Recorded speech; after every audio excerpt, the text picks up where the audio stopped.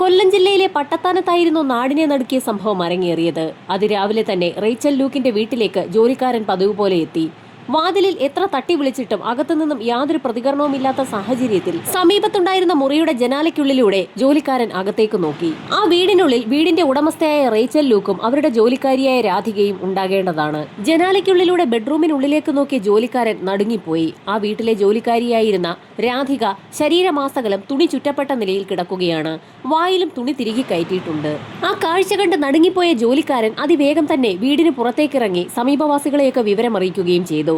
സമീപത്തുണ്ടായിരുന്ന നാട്ടുകാരൊക്കെ ഉടൻ തന്നെ റേച്ചലിന്റെ വീട്ടിലേക്ക് ഓടിയെത്തുകയും അടുക്കള ഭാഗത്തുള്ള വാതിൽ ബലമായി തള്ളി തുറന്ന് വീടിനകത്തേക്ക് പ്രവേശിക്കുകയും ചെയ്തു. വീടിനുള്ളിലേക്ക് കയറിയ ആളുകളിൽ ചിലർ ചേർന്ന് രാധികയുടെ വായിൽ തിരികെ കയറ്റിയിട്ടുണ്ടായിരുന്ന തുണി വലിച്ചു മാറ്റുന്നതിനിടയിലാണ് മറ്റു ചില ആളുകൾ നടുക്കുന്ന മറ്റൊരു കാഴ്ച ആ വീടിനുള്ളിൽ കണ്ടത്. ആ വീടിന്റെ ഉടമസ്ഥയായ റേച്ചൽ കട്ടിലിൽ രക്തത്തിൽ കുളിച്ചു കിടക്കുന്ന കാഴ്ചയായിരുന്നു അത്. ആ സ്ത്രീയുടെ കണ്ണുകൾ പുറത്തേക്ക് തള്ളി നിൽക്കുന്നുണ്ട്. ഒറ്റ നോട്ടത്തിൽ തന്നെ റേച്ചലിന് ജീവനില്ല എന്നുള്ള കാര്യം നാട്ടുകാർക്ക് മനസ്സിലായി. ആ വീട്ടിൽ അസ്വാഭാവികമായ എന്തോ ചില കാര്യങ്ങൾ സംഭവിച്ചിട്ടുണ്ടെന്ന് നാട്ടുകാർക്ക് ഉറപ്പായി.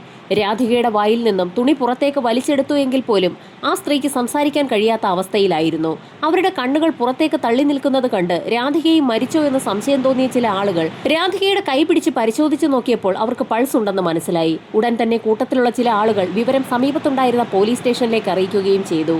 രാധിക എന്ന ജോലിക്കാരിയെ അതിവേഗം ഹോസ്പിറ്റലിലേക്ക് എത്തിക്കണമെന്ന് പോലീസ് സംഘം നാട്ടുകാർക്ക് നിർദ്ദേശം നൽകി. പോലീസ് സംഘം എത്തുന്നതുവരെ ആ വീടിനുള്ളിലേക്ക് പുതിയതായി ആരെയും പ്രവേശിപ്പിക്കരുതെന്നും വീട് പുറത്തുനിന്ന് ചാരി എല്ലാ ആളുകളും പുറത്തേക്കിറങ്ങണമെന്നും പോലീസ് സംഘം നിർദ്ദേശം നൽകി. SI അലക്സാണ്ടർ സംഘവും സംഭവസ്ഥലത്തേക്ക് എത്തിയപ്പോഴേക്കും പ്രദേശമാകെ ആളുകളെ കൊണ്ട് നിറഞ്ഞിരുന്നു. സംഭവസ്ഥലത്തെത്തിയ പോലീസ് സംഘം നാട്ടുകാരുടെ സഹായത്തോടുകൂടി റേച്ചലിന്റെ വീടിന്റെ അടുക്കള ഭാഗത്തുകൂടി തന്നെ വീടിനകത്തേക്ക് പ്രവേശിച്ചു. ബെഡ്റൂമിനുള്ളിൽ രക്തത്തിൽ കുളിച്ചു കിടക്കുന്ന റേച്ചലിനെ പോലീസ് സംഘവും കണ്ടു. റേച്ചലിന്റെ നെഞ്ചിന്റെ ഭാഗത്തു നിന്നും താഴേക്ക് രക്തം ഒലിച്ചിറങ്ങിയിരിക്കുകയാണ്. ആ സ്ത്രീയുടെ തല അല്പം മുകളിലേക്ക് ഉയർത്തിവെച്ച നിലയിലാണ്. പോലീസ് വിവരമറിയിച്ചതിനെ തുടർന്ന് ഫോറൻസിക് സംഘവും ഉന്നത ഉദ്യോഗസ്ഥരും സംഭവസ്ഥലത്തേക്ക് എത്തി. റേച്ചലിന്റെ ബോഡി പരിശോധിച്ച ഫോറൻസിക് സംഘം SI അലക്സാണ്ടറുടെ ഊഹം ശരിവെക്കുകയും ചെയ്തു. റേച്ചലിനെ ശ്വാസം മുട്ടിച്ചാണ് കൊലപ്പെടുത്തിയിരിക്കുന്നത്. അതേസമയം തന്നെ റേച്ചലിന്റെ ശരീരത്തിൽ കത്തികൊണ്ട് നിരവധി പാടുകളും ഉണ്ടാക്കിയിട്ടുണ്ട്. ആരൊക്കെയോ ചേർന്ന് അതിക്രൂരമായി റേച്ചലിന്റെ ശരീരത്തിൽ കത്തികൊണ്ട് വരഞ്ഞിരിക്കുകയാണ്. SI സംഘവും ഉടൻ തന്നെ അവിടെ കൂടി നിൽക്കുന്ന നാട്ടുകാരെയും പ്രദേശവാസികളെയും ഒക്കെ ചോദ്യം ചെയ്തു തുടങ്ങി. ആദ്യമായി ബോഡി കണ്ടത് റേച്ചലിന്റെ ജോലിക്കാരൻ തന്നെയാണ്. അയാൾ താൻ കണ്ട കാര്യങ്ങളൊക്കെ അതുപോലെ തന്നെ പോലീസിന് മുൻപാകെ മൊഴി നൽകുകയും ചെയ്തു. രാത്രിയിൽ റേച്ചലിന്റെ വീട്ടിൽ അസ്വാഭാവികമായ രീതിയിലുള്ള യാതൊരു വിധത്തിലുള്ള ശബ്ദങ്ങളും കേട്ടിട്ടില്ല എന്ന് നാട്ടുകാർ പോലീസിന് മൊഴി നൽകി. ഇതിനിടയിൽ ഫോറൻസിക് സംഘത്തിന്റെയും വിരലടയാള വിദഗ്ധരുടെയും ഒക്കെ പരിശോധന ആ വീടിനുള്ളിൽ പുരോഗമിക്കുകയും പരിശോധനകൾ പൂർത്തിയാക്കിയ ശേഷം റേച്ചലിന്റെ മൃതശരീരം പോസ്റ്റ്മോർട്ടം നടപടികൾക്കായി മെഡിക്കൽ കോളേജിലേക്ക് ഷിഫ്റ്റ് ചെയ്യുകയും ചെയ്തു. ഇതേ സമയത്ത് തന്നെയായിരുന്നു ഹോസ്പിറ്റലിൽ അഡ്മിറ്റ് ചെയ്തിട്ടുണ്ടായിരുന്ന റേച്ചലിന്റെ ജോലിക്കാരി രാധികയ്ക്ക് ബോധം വീണു എന്നുള്ള വിവരം ഹോസ്പിറ്റലിലുള്ള വ്യക്തികൾ പോലീസിനെ വിളിച്ചറിയിച്ചത്. SI അടങ്ങുന്ന സംഘം ഉടൻ തന്നെ രാധികയുടെ മൊഴിയെടുക്കാൻ ഹോസ്പിറ്റലിലേക്ക് പുറപ്പെട്ടു. ഹോസ്പിറ്റലിലെത്തിയ SI പല കാര്യങ്ങളും രാധികയോട് ചോദിച്ചു തുടങ്ങി. ഞെട്ടിക്കുന്ന ഒരു വെളിപ്പെടുത്തലായിരുന്നു രാധിക പോലീസിന് മുൻപാകെ നടത്തിയത്. കൊലപാതകത്തിന് പിന്നിൽ രാധികയുടെ ചേച്ചി രമ്യയും അവരുടെ ഭർത്താവുമാണെന്ന് രാധിക പോലീസിന് മൊഴി നൽകി. രാധിക പറയുന്ന കാര്യങ്ങൾ കേട്ടപ്പോൾ തന്നെ ആദ്യഘട്ടത്തിൽ പോലീസ് സംഘത്തിന് എന്തോ ചെറിയ സംശയങ്ങൾ തോന്നി. എങ്കിലും രാധിക പറയുന്ന കാര്യങ്ങളൊക്കെ പോലീസ് സംഘം വിശദമായി തന്നെ രേഖപ്പെടുത്തുകയും ചെയ്തു. കൊല്ലം മേഖലയിലുള്ള ഗൂർഖകളുമായുള്ള പരിചയത്തിന്റെ അടിസ്ഥാനത്തിലായിരുന്നു രാധികയുടെ ചേച്ചി രമ്യയുടെ ഭർത്താവ് നേപ്പാളിൽ ഒരു ബിസിനസ് സ്റ്റാർട്ട് ചെയ്യുന്നത്. അങ്ങനെയാണ് ഭർത്താവിനൊപ്പം രമ്യയും നേപ്പാളിലേക്ക് എത്തിയത്. വലിയ വലിയ മരുന്ന് കമ്പനികളിൽ നിന്നും മെഡിസിൻസ് വാങ്ങി ചില്ലറ വിൽപ്പനക്കാർക്ക് വിതരണം ചെയ്യുന്ന ജോലിയാണ് രമ്യയും സന്തോഷം ചെയ്തുകൊണ്ടിരിക്കുന്നത്. റേച്ചലിന്റെ എല്ലാ കാര്യങ്ങളും വർഷങ്ങളായി രാധികയാണ് നോക്കുന്നത്. അതുകൊണ്ട് തന്നെ രാധികയെ റേച്ചൽ സ്വന്തം മകളെ പോലെയാണ് കരുതുന്നത്. അതുകൊണ്ട് തന്നെ രാധികയുടെ വിവാഹം നടത്തുന്നതിന് വേണ്ടി കുറച്ച് സ്വർണമൊക്കെ റേച്ചൽ നേരത്തെ തന്നെ വാങ്ങി വെച്ചിട്ടുമുണ്ട്. ഇക്കാര്യങ്ങളൊക്കെ ഒരു ദിവസം സഹോദരി രമ്യ വിളിച്ച സമയത്ത് രാധിക പറയുകയും ചെയ്തു. ആ കാര്യങ്ങളൊക്കെ മനസ്സിലാക്കിയ രമ്യ അവളുടെ ഭർത്താവും ഒരുമിച്ച് രാധികയെ കാണാനെന്ന് പറഞ്ഞ് റേച്ചലിന്റെ വീട്ടിലേക്ക് എത്തുകയും ചെയ്തിരുന്നു. റേച്ചലിന്റെ വീട്ടിലെത്തിയ രമ്യ രാധികയോട് പല കാര്യങ്ങളും സംസാരിച്ചു തുടങ്ങി. അവരുടെ ബിസിനസ് വലുതാക്കുന്നതിന് വേണ്ടി റേച്ചൽ കരുതി വെച്ചിരിക്കുന്ന സ്വർണ്ണാഭരണങ്ങൾ, തങ്ങൾ ചെയ്തുകൊണ്ടിരിക്കുന്ന ഫാർമസ്യൂട്ടിക്കൽ ബിസിനസ് വളരെ ലാഭകരമായതുകൊണ്ട് തന്നെ അധികം വൈകാതെ തന്നെ ആ സ്വർണവും അതിന്റെ ഇരട്ടി തുകയുമൊക്കെ തിരിച്ച് റേച്ചലിന് നൽകിക്കൊള്ളാമെന്നുമായിരുന്നു രമ്യ രാധികയോട് പറഞ്ഞത്. എന്നാൽ അത് തന്റെ കല്യാണാവശ്യത്തിന് വേണ്ടി റേച്ചൽ വാങ്ങി വെച്ചിരിക്കുന്നതാണെന്നും അതൊന്നും ചോദിക്കാൻ തനിക്ക് കഴിയുകയില്ല എന്നും രാധിക രമ്യയെ അറിയിച്ചു. രമ്യ അതൊന്നും മനസ്സിലാക്കാതെ തന്നെ റേച്ചലിനോട് നേരിട്ട് സംസാരിക്കുകയും ചെയ്തു. ആ സ്വർണ്ണാഭരണങ്ങൾ തന്നെ ഏൽപ്പിക്കുകയാണെങ്കിൽ ബിസിനസ്സിൽ ലാഭമുണ്ടാകുമ്പോൾ അതിന്റെ ഇരട്ടിപ്പണം താൻ തിരികെ നൽകിക്കൊള്ളാമെന്നും അതുമാത്രവുമല്ല രാധികയുടെ വിവാഹം തങ്ങൾ തന്നെ നടത്തിക്കൊള്ളാമെന്നുമൊക്കെ രമ്യ റേച്ചലിനെ അറിയിച്ചെങ്കിലും ആ സ്ത്രീ അതിനൊന്നും സമ്മതിച്ചില്ല. രാത്രിയായപ്പോഴേക്കും രമ്യയും ഭർത്താവും തൊട്ടടുത്ത മുറിയിൽ ഉറങ്ങാൻ പോയി. റേച്ചലിനൊപ്പമാണ് രാധികയും കിടന്നുറങ്ങുന്നത്. രാത്രി ഏകദേശം 1 മണിയോടുകൂടി വാതിലിൽ ആരോ തട്ടി വിളിക്കുന്നത് കേട്ടുകൊണ്ടായിരുന്നു രാധിക മുറിയുടെ വാതിൽ തുറന്നത്. വാതിൽ തുറന്ന സമയത്ത് മുറിക്ക് പുറത്ത് രമ്യ നിൽക്കുന്ന കാഴ്ചയാണ് കണ്ടത്. രാധികയോടെന്തോ സംസാരിക്കാനുണ്ടെന്ന് പറഞ്ഞുകൊണ്ട് അതിവേഗത്തിൽ തന്നെ രമ്യയും ഭർത്താവ് സന്തോഷും റേച്ചലും രാധികയും കിടന്നുറങ്ങുന്ന മുറിയിലേക്ക് കടന്നു കയറുകയായിരുന്നു. സന്തോഷ് കയ്യിലൊരു കത്തിയുമായി കട്ടിലിൽ കിടന്നുറങ്ങുകയായിരുന്ന റേച്ചലിന് നേരെ പാഞ്ഞടുക്കുകയും അവരുടെ പുറത്ത് കത്തികൊണ്ട് വരയുകയും ചെയ്തു. തടുക്കാൻ ശ്രമിച്ച രാധികയെ സന്തോഷ് പിടിച്ചു തള്ളുകയും ചെയ്തു. കത്തികൊണ്ട് ശക്തമായി വരഞ്ഞതിനെ തുടർന്ന് റേച്ചൽ ഉറക്കമുണരുകയും ചെയ്തു. സന്തോഷിനെ തള്ളിമാറ്റി റേച്ചൽ ഓടാൻ ശ്രമിച്ചെങ്കിലും തീർത്തും അപ്രതീക്ഷിതമായി സന്തോഷ് റേച്ചലിന്റെ തല പിടിച്ച് സമീപത്തുണ്ടായിരുന്ന ഭിത്തിയിലേക്ക് അതിശക്തമായി ഇടിപ്പിക്കുകയും ചെയ്തു. തറയിലേക്ക് തെറിച്ചു വീണ രാധിക എഴുന്നേൽക്കാൻ ശ്രമിച്ചപ്പോഴേക്കും സന്തോഷ് അതിവേഗത്തിൽ തന്നെ റേച്ചലിന്റെ കഴുത്ത് ശക്തമായി അമർത്തുകയും അവരെ അവസാനിപ്പിക്കുകയും ചെയ്തു. താൻ കണ്ട കാര്യങ്ങളൊക്കെ രാധിക പോലീസ് സംഘത്തോട് പറഞ്ഞു. തീർത്തും സംശയത്തോടുകൂടി പോലീസ് സംഘം പല കാര്യങ്ങളും രാധികയോട് ആവർത്തിച്ചാവർത്തിച്ച് ചോദിക്കുകയും ചെയ്തു.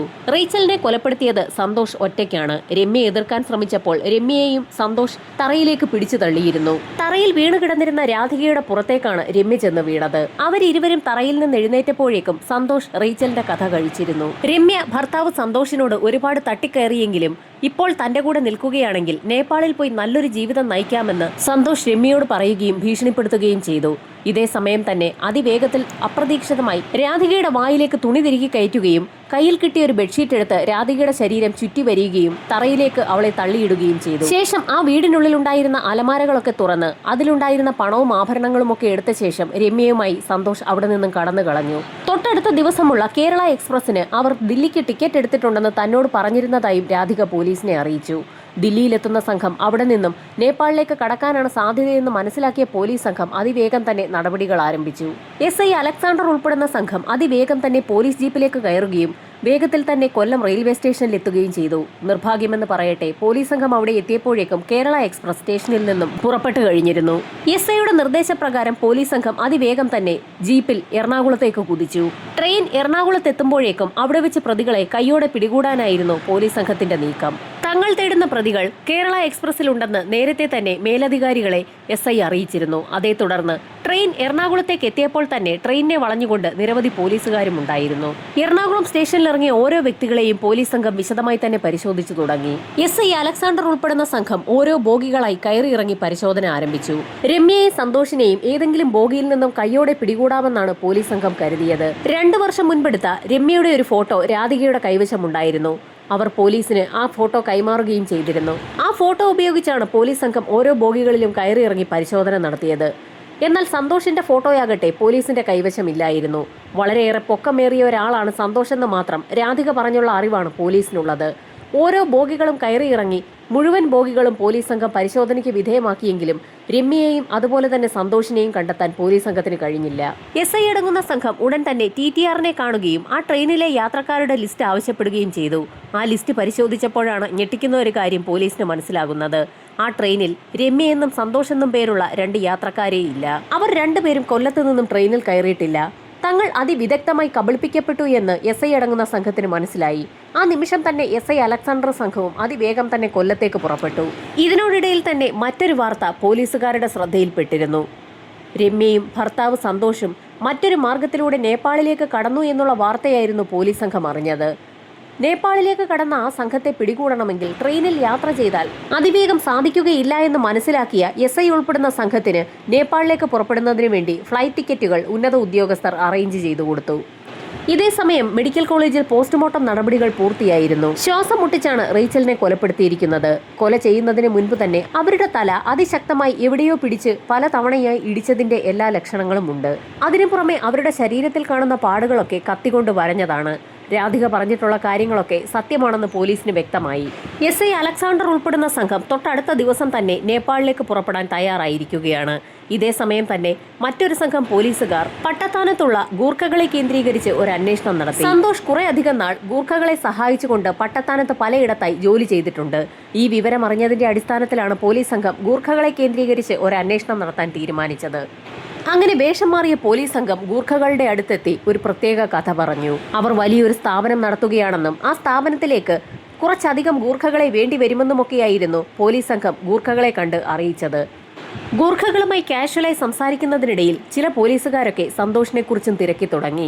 നേരത്തെ ഗൂർഖകളുടെ കൂട്ടത്തിൽ ജോലി ചെയ്തിരുന്ന സന്തോഷ് എന്ന വ്യക്തി ഇപ്പോൾ നേപ്പാളിലാണെന്നും അയാൾ വിചാരിച്ചാൽ നേപ്പാളിൽ നിന്നും കുറച്ചധികം ഗൂർഖകളെ തങ്ങളുടെ കമ്പനിയിലേക്ക് റിക്രൂട്ട് ചെയ്യാൻ സാധിക്കുകയില്ലേ എന്നുമൊക്കെ വേഷം മാറിയ പോലീസ് സംഘം ഗൂർഖകളോട് ചോദിച്ചു.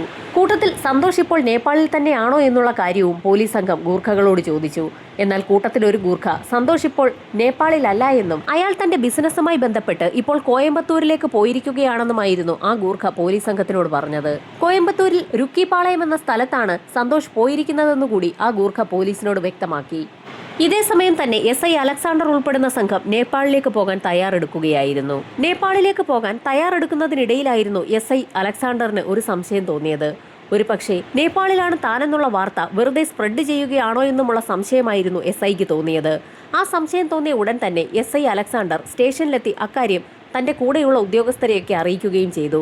ഇതേ സമയത്തായിരുന്നു മഫ്തിയിൽ ഡ്യൂട്ടിക്ക് പോയ പോലീസ് സംഘം ഗൂർഖകളിൽ നിന്നറിഞ്ഞ വിവരങ്ങളുമായി SIയെ സമീപിക്കുന്നത്. സന്തോഷ് രുക്കിപ്പാളയം എന്ന സ്ഥലത്തേക്കാണ് പോയിരിക്കുന്നതെന്ന് മഫ്തി പോലീസ് SIക്ക് റിപ്പോർട്ട് ചെയ്തു. ഉടൻ തന്നെ SI അലക്സാണ്ടർ സംഘവും കോയമ്പത്തൂരിലേക്ക് പുറപ്പെട്ടു. കോയമ്പത്തൂർ സ്റ്റേഷനിലെത്തി SI അലക്സാണ്ടർ സംഘവും സംഭവിച്ച കഥകളൊക്കെ അവിടുത്തെ DYSP അറിയിക്കുകയും ചെയ്തു. റുക്കിപ്പാളയം പോലെ ഒരു സ്ഥലത്ത് ഗൂർഖകളുടെ ക്യാമ്പിൽ സന്തോഷ് എന്ന വ്യക്തിയും അയാളുടെ ഭാര്യയും കഴിയുന്നുണ്ടെന്നായിരുന്നു SI കോയമ്പത്തൂർ സ്റ്റേഷനിൽ അറിയിച്ചത്. എന്നാൽ ആ സ്ഥലത്തേക്ക് പോലീസ് വേഷത്തിൽ ഒരു റെയ്ഡ് അസാധ്യമാണെന്നായിരുന്നു കോയമ്പത്തൂർ സ്റ്റേഷനിൽ നിന്നും കേരള പോലീസുകാർക്ക് നിർദ്ദേശം നൽകിയത്. അതുകൊണ്ട് തന്നെ SI അലക്സാണ്ടർ സംഘവും മഫ്തിയിലാണ് ഗൂർഖ ക്യാമ്പിലേക്ക് പുറപ്പെട്ടത്. കോയമ്പത്തൂർ റുക്കിപ്പാളയത്തുള്ള ഗൂർഖകളുടെ ക്യാമ്പിലെത്തി വേഷം മാറിയ SI സംഘവും പഴയ കഥ തന്നെയാണ് പറഞ്ഞത്. തങ്ങൾക്ക് 25ഓളം വരുന്ന ഗൂർഖകളെ ആവശ്യമുണ്ടെന്നും അവരുടെ കൂട്ടത്തിൽ മലയാളി ഗൂർഖയായ സന്തോഷും ഭാര്യയും താമസിക്കുന്നുണ്ടെങ്കിൽ അയാൾ വിചാരിച്ചാൽ നിരവധി ഗൂർഖകളെ റിക്രൂട്ട് ചെയ്യാൻ സാധിക്കുമെന്ന് കേട്ടു എന്നും അതിന്റെ അടിസ്ഥാനത്തിലാണ് തങ്ങൾ കോയമ്പത്തൂർ ഗൂർഖ ക്യാമ്പിലേക്ക് ഇപ്പോൾ വന്നിരിക്കുന്നതെന്നുമൊക്കെ വേഷം മാറിയ SI അലക്സാണ്ടർ സംഘവും അവിടെയുള്ള ഗൂർഖകളെ അറിയിച്ചു. സന്തോഷിന്റെ ഫോട്ടോ കൈവശമില്ലാത്ത സാഹചര്യത്തിൽ സന്തോഷിന്റെ ഭാര്യ രമ്യയുടെ ഫോട്ടോ കാണിച്ചുകൊണ്ടായിരുന്നു പോലീസ് സംഘം ഗൂർഖകളോട് അവരെക്കുറിച്ചുള്ള വിവരങ്ങൾ തേടിയത്. ഒരു ദിവസം മുഴുവൻ ആ കോളനിയിൽ തിരച്ചിൽ നടത്തിയെങ്കിലും സന്തോഷിനെയോ രമ്യയോ പോലീസ് സംഘത്തിന് അവിടെയെങ്ങും കണ്ടെത്താൻ കഴിഞ്ഞില്ല. ആദ്യ ദിവസത്തെ അന്വേഷണം പൂർത്തിയാക്കി പോലീസ് സംഘം അവർ താമസിച്ചുകൊണ്ടിരുന്ന ഹോട്ടലിലേക്ക് മടങ്ങിയെത്തി. തങ്ങൾ എടുത്തത് ഒരു മണ്ടൻ തീരുമാനമായിരുന്നോ എന്ന് പോലും SIക്ക് സംഘത്തിന് സംശയം തോന്നി. എന്നിരുന്നാലും തൊട്ടടുത്ത ദിവസം കൂടി ഒരു അന്വേഷണം നടത്തിയ ശേഷം തിരികെ കൊല്ലത്തെ സ്റ്റേഷനിലേക്ക് മടങ്ങിപ്പോകാമെന്ന് SI ഉൾപ്പെടുന്ന സംഘം തീരുമാനിക്കുകയും ചെയ്തു. തൊട്ടടുത്ത ദിവസം തന്നെ പതിവ് കഥയുമായി വേഷം മാറിയ പോലീസ് സംഘം ഗൂർഖകൾ താമസിക്കുന്ന കോളനിയിലേക്ക് പുറപ്പെട്ടു. ഉച്ചവരെ തിരച്ചിൽ നടത്തിയ പോലീസ് സംഘം ആകെ ക്ഷീണിച്ചെന്ന് തന്നെ പറയാം. അങ്ങനെയാണ് പോലീസ് സംഘം ഒരു ചായ കുടിക്കുന്നതിന് വേണ്ടി സമീപത്തുള്ള ഒരു ചായക്കടയ്ക്ക് സമീപത്തേക്ക് എത്തിയത്. ചായക്കടയിൽ നിന്നും ചായ കുടിച്ചുകൊണ്ടിരുന്നപ്പോഴായിരുന്നു SI അലക്സാണ്ടർ ഒരു നെയിം ബോർഡ് ശ്രദ്ധിക്കുന്നത്. ആ നെയിം ബോർഡിൽ അവിടുത്തെ സ്ഥലപ്പേര് രേഖപ്പെടുത്തിയിട്ടുണ്ടായിരുന്നു. രാഖിപ്പാളയം എന്നായിരുന്നു നെയിം ബോർഡ് എഴുതിയിട്ടുള്ളത്. ആ സമയത്തായിരുന്നു SIക്ക് ഒരു സംശയം തോന്നിയത്. നേരത്തെ നാട്ടിൽ വെച്ച് ഒരു ഗൂർഖ പറഞ്ഞിരുന്നത് സന്തോഷ് രുക്കിപ്പാളയം എന്ന സ്ഥലത്തേക്ക് പോയി എന്നായിരുന്നു. ഒരു പക്ഷേ രുക്കിപ്പാളയം എന്ന് ആ ഗൂർഖ പറഞ്ഞത് രാഖിപ്പാളയം എന്ന ഈ സ്ഥലത്തെക്കുറിച്ച് തന്നെ ആയിരിക്കുമോ എന്നായിരുന്നു SIയുടെ സംശയം. ഈ സമയത്തായിരുന്നു അപ്രതീക്ഷിതമായി ഒരു സ്ത്രീ തന്റെ മൊബൈൽ ഒന്ന് റീചാർജ് ചെയ്ത് കൊടുക്കണമെന്ന് പറഞ്ഞുകൊണ്ട് ആ ചായക്കടയ്ക്ക് സമീപത്തേക്ക് എത്തിയത്. ആ സ്ത്രീയെ ഒരു നോട്ടം നോക്കിയപ്പോൾ തന്നെ SIക്ക് ഒരു സംശയം തോന്നി. സംശയം തോന്നിയ SI തന്റെ കൈവശമുണ്ടായിരുന്ന ഫോട്ടോയിലേക്ക് നോക്കിയപ്പോഴായിരുന്നു ആ ഫോട്ടോയിൽ കാണുന്ന സ്ത്രീയുടെ അതേ രൂപത്തിലുള്ള സ്ത്രീ തന്റെ മുൻപിൽ നിൽക്കുകയാണെന്ന് SIക്ക് വ്യക്തമായത്. മൊബൈൽ റീചാർജ് ചെയ്ത സ്ത്രീ അപ്പോഴേക്കും ആ കടയിൽ നിന്നും മുൻപോട്ട് നടന്നുപോയി കഴിഞ്ഞിരുന്നു. SI ആ സ്ത്രീക്ക് പിന്നാലെ ചെന്ന് രമ്യ എന്ന് ഉറക്കെ വിളിക്കുകയും ചെയ്തു. അപ്രതീക്ഷിതമായി രമ്യ എന്ന് കേട്ടപ്പോൾ ആ സ്ത്രീ തിരിഞ്ഞു നോക്കുകയും ചെയ്തു. മഫ്തിയിലായിരുന്ന SI താൻ കൊല്ലത്തു നിന്ന് വരികയാണെന്നും തന്റെ കൂടെ കുറച്ച് ആളുകൾ ഉണ്ടെന്നും കൂടി പറഞ്ഞപ്പോൾ ആ സ്ത്രീ ഒന്ന് പരിങ്ങി. കൊല്ലത്തുള്ള റേച്ചലിനെ കൊലപ്പെടുത്തി സന്തോഷിന്റെ ഭാര്യ രമ്യ തന്നെയല്ലേ നിങ്ങളെന്ന് പോലീസ് ചോദിച്ചതും രമ്യ ആകെ വിളറി വെളുത്തു. അതുമാത്രവുമല്ല, തങ്ങൾ പോലീസാണെന്ന് കൂടി അവർ പറഞ്ഞതോടെ രമ്യയ്ക്ക് പിന്നീട് എന്ത് ചെയ്യണമെന്നറിയാൻ കഴിയാത്ത അവസ്ഥയായി. സഹോദരി രാധിക എല്ലാ കാര്യങ്ങളും തങ്ങളോട് തുറന്നു പറഞ്ഞിട്ടുണ്ടെന്നും രമ്യ നിരപരാധിയാണെന്നും ഭർത്താവ് സന്തോഷിനെ കാട്ടിത്തരികയാണെങ്കിൽ രമ്യയെ മാപ്പുസാക്ഷിയാക്കാമെന്നും SI രമ്യയെ അറിയിച്ചു. പിന്നീട് അധികമൊന്നും ആലോചിക്കാതെ തന്നെ രമ്യ തങ്ങൾ എവിടെയാണ് താമസിക്കുന്നതെന്നുള്ള കാര്യം SIയെ അറിയിക്കുകയും ചെയ്തു. രമ്യയെ 2 പോലീസുകാർക്കൊപ്പം നിർത്തിയ ശേഷം SIയും മറ്റ് 2 പോലീസുകാരും കൂടി രമ്യ പറഞ്ഞ സ്ഥലത്തേക്ക് പുറപ്പെട്ടു. രാഖിപ്പാളയത്ത് നിന്നും 2 ഇടവഴി കഴിയുന്ന സ്ഥലത്ത് ഏറ്റവും ഒടുവിലായി കാണുന്ന വീട്ടിലാണ് അവർ താമസിക്കുന്നതെന്നാണ് രമ്യ പറഞ്ഞിട്ടുള്ളത്. ആ ഇടവഴിയിലൂടെ മുൻപോട്ട് നടക്കുന്ന സമയത്തായിരുന്നു എതിരെ വന്നൊരാൾ പോലീസ് സംഘത്തെ കണ്ട് തിരിഞ്ഞോടിയത്. പോലീസ് സംഘം മഫ്തിയിലായിരുന്നിട്ടും ആ വ്യക്തി എന്തുകൊണ്ടാകാം ഓടിയതെന്ന് കരുതിയ SI സംഘവും അയാളെ ഓടിച്ചിട്ട് പിടികൂടുകയും ചെയ്തു. കോളനിയിലുള്ള മറ്റുള്ള ആളുകളും ഈ കാഴ്ച ശ്രദ്ധിച്ചു. കോളനിക്കുള്ളിൽ താമസിക്കുന്ന ഒരു വ്യക്തിയെ പുറത്തുനിന്നെത്തിയ ആളുകൾ ചേർന്ന് തല്ലുന്നത് കണ്ട നാട്ടുകാരെല്ലാവരും ചേർന്ന് പോലീസുകാരെ വളയുകയും SI അലക്സാണ്ടറെ സംഘത്തെയും പൊതിരെ തല്ലുകയും ചെയ്തു. നിൽക്കക്കള്ളിയില്ലാതെ വന്നപ്പോഴായിരുന്നു SI അലക്സാണ്ടർ കൈവശമുണ്ടായിരുന്ന തോക്കെടുത്ത് ആകാശത്തേക്ക് നിറയൊഴിച്ചത്. അപ്രതീക്ഷിതമായി തോക്കിൽ നിന്നും വെടിയുണ്ടയുടെ ശബ്ദം കേട്ട നാട്ടുകാർ 1-2 സ്റ്റെപ്പ് പിന്നിലേക്ക് മാറി. ആരെങ്കിലും അനങ്ങിക്കഴിഞ്ഞാൽ അവരെയൊക്കെ തീർക്കുമെന്ന് SI അലക്സാണ്ടർ അവരോടായി പറയുകയും ചെയ്തു. ഈ സമയത്തായിരുന്നു ആ പ്രദേശത്തുണ്ടായിരുന്ന ഗൂർഖകൾ അവിടേക്ക് ഓടിയെത്തിയത്. പോലീസ് സംഘത്തെ കണ്ടുകൊണ്ട് നേരത്തെ ഓടിപ്പോകാൻ ശ്രമിച്ച ചെറുപ്പക്കാരൻ അപ്പോഴും പോലീസിന്റെ പിടിയിൽ തന്നെ ഉണ്ടായിരുന്നു. ഈ സമയത്തായിരുന്നു ഗൂർഖകൾ ഞെട്ടിക്കുന്ന ഒരു കാര്യം അവിടെ കൂടി നിന്ന നാട്ടുകാരോട് പറയുന്നത്. തോക്കുമായി നിൽക്കുന്ന വ്യക്തികൾ പോലീസുകാരാണെന്നും തറയിൽ കിടക്കുന്ന വ്യക്തി നാട്ടിലൊരാളെ കൊലപ്പെടുത്തിയ ശേഷം ഇവിടേക്ക് നാടുവിട്ട് വന്നതാണെന്നുമായിരുന്നു ഗൂർഖകൾ ആ നാട്ടുകാരോട് പറഞ്ഞത്. അപ്പോഴാണ് യഥാർത്ഥത്തിൽ SI അലക്സാണ്ടർ സംഘവും തറയിൽ വീണുകിടക്കുന്ന വ്യക്തിയെ അന്വേഷിച്ചു തന്നെയാണ് തങ്ങൾ എത്തിയതെന്നും ആ വീണുകിടക്കുന്ന വ്യക്തി തന്നെയാണ് സന്തോഷ് എന്നുള്ള കാര്യവുമൊക്കെ മനസ്സിലാക്കിയത്. പോലീസ് സംഘം സന്തോഷിനെ അന്വേഷിച്ച് അയാളുടെ വീട്ടിലേക്ക് പോകുന്ന വഴിക്കായിരുന്നു എന്തോ ഒരു ആവശ്യത്തിന് വേണ്ടി സന്തോഷ് വീടിന് പുറത്തേക്ക് ഇറങ്ങിയത്. നടന്നു വരുന്ന വ്യക്തികൾ പോലീസുകാർ തന്നെയാണെന്ന് അവരുടെ കാലിൽ കിടക്കുന്ന ബൂട്ട് കണ്ടപ്പോഴേ സന്തോഷ് തിരിച്ചറിഞ്ഞിരുന്നു. പോലീസ് സംഘം വേഷം മാറിയിരുന്നെങ്കിലും കാലിലുണ്ടായിരുന്ന ബൂട്ട് മാറ്റുന്ന കാര്യം അവർ മറന്നുപോയിരുന്നു. അങ്ങനെയാണ് അവർ പോലീസ് സംഘം തന്നെയാണെന്ന് തിരിച്ചറിഞ്ഞ സന്തോഷ് ഓടി രക്ഷപ്പെടാൻ ഒരു ശ്രമം നടത്തിയത്. സന്തോഷുമായി SI സംഘവും പോലീസ് ജീപ്പിന് സമീപത്തേക്ക് എത്തി. രമ്യ പോലീസ് ജീപ്പിലിരിക്കുന്ന കാഴ്ച അപ്പോഴാണ് സന്തോഷ് കാണുന്നത്. രമ്യയും സന്തോഷിനെയും കൊണ്ട് പോലീസ് സംഘം തിരികെ കൊല്ലത്തേക്ക് മടങ്ങിയെത്തി. പ്രതികളുമായി തെളിവെടുപ്പ് പൂർത്തിയാക്കിയ പോലീസ് സംഘം അന്വേഷണം പൂർത്തിയാക്കി കുറ്റപത്രം കോടതിയിൽ സമർപ്പിച്ചു. കോടതിയിൽ വാദപ്രതിവാദങ്ങൾക്കിടയിൽ രമ്യ പോലീസിന്റെ മാപ്പുസാക്ഷിയാവുകയും ചെയ്തു. റേച്ചലിനെ അതിക്രൂരമായി കൊലപ്പെടുത്തിയ കേസിൽ സന്തോഷിന് കോടതി ജീവപര്യന്തം തടവ് ശിക്ഷ വിധിക്കുകയും ചെയ്തു. അതിവേഗം പ്രതികളെ പിടികൂടി അന്വേഷണം പൂർത്തിയാക്കിയ കേരള പോലീസിന് കോടതിയുടെ പ്രത്യേക പ്രശംസ ലഭിച്ചു.